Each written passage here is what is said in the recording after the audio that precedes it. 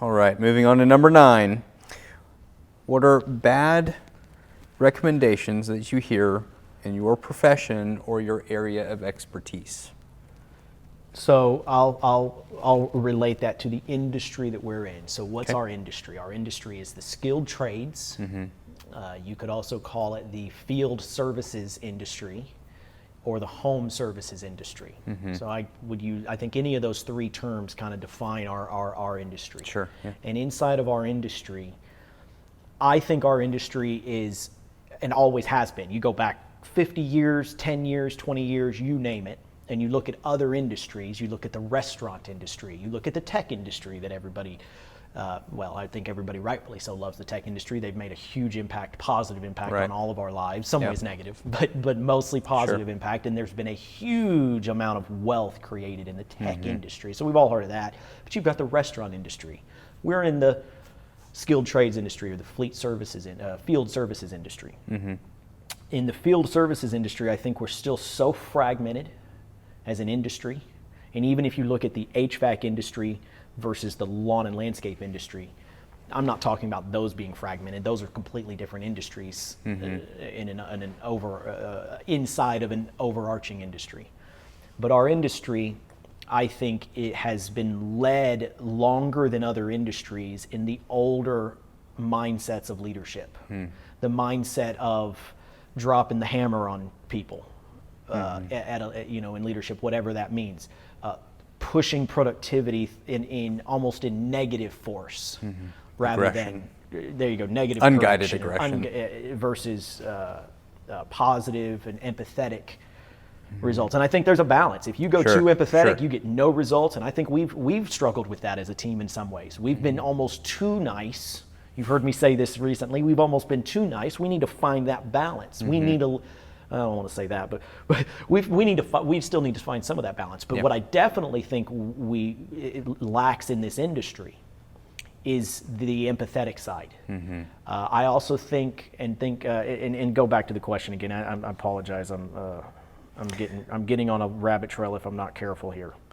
No, you're fine. Bad recommendations and advice that you hear. The biggest thing is the overall, I think that the industry as a whole, is still extremely fragmented and is ripe for consolidation. And with that consolidation, I think a lot of good will come. Some bad might come, but with that consolidation, a lot of good will come because you'll get higher level leadership, especially as a whole. Yeah. It's very fragmented. So a lot of advice that is given isn't always values based. It's more about revenue generating. It's more about, and again, you got to find that balance. Sure. But I do think that this industry and the advice given oftentimes it could be more values driven.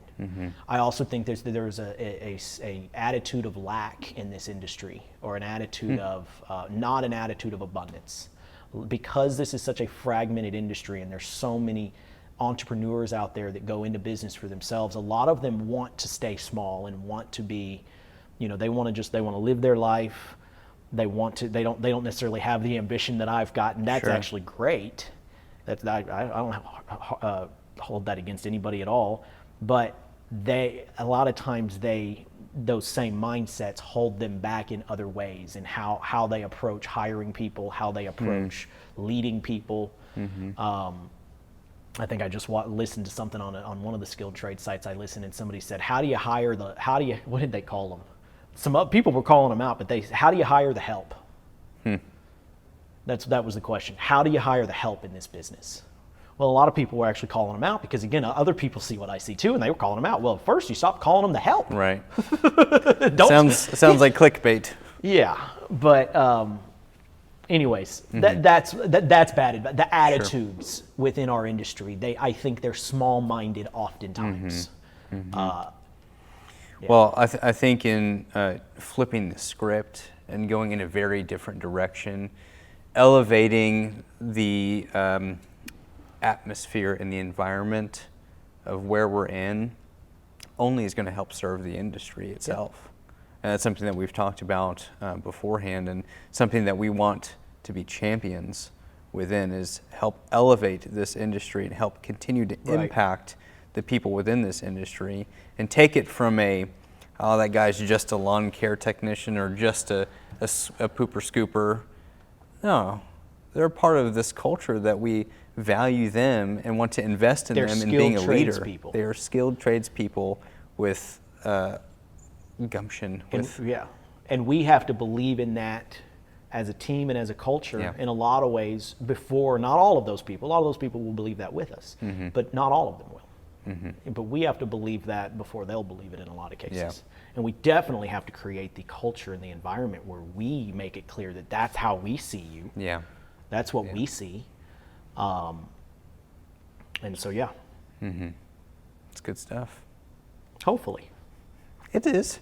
What are you talking about? No, it is. It's great stuff. Good stuff. Like I said, I think that being champions in this aspect of what you're talking about, there's a fear associated to it because not a whole lot of people do it. You may or may not get a whole lot of people that are backing you behind it. It may not turn out as successfully as you want, or we may envision it to be, but the pursuit of doing it is worthwhile. It's worthy. It's worthy of it. And I'm happy to be a part of what that looks like in the future.